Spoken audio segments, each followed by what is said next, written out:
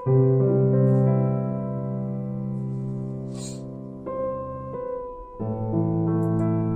শুধু কাউকে মাথায় তুলে রাখার কোনো প্রয়োজনীয়তা নেই।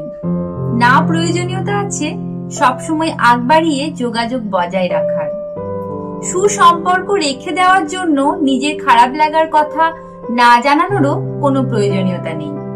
যে নাম্বারে মেসেজ না করলে মেসেজ আসে না, ফোন না করলে গলা শোনা যায় না, সেই নাম্বার মোবাইলে যত্ন করে সেভ করে রাখারও কোনো প্রয়োজনীয়তা নেই। নিজের প্রাপ্তির কথা নিজেকেই বুঝে নিতে হবে।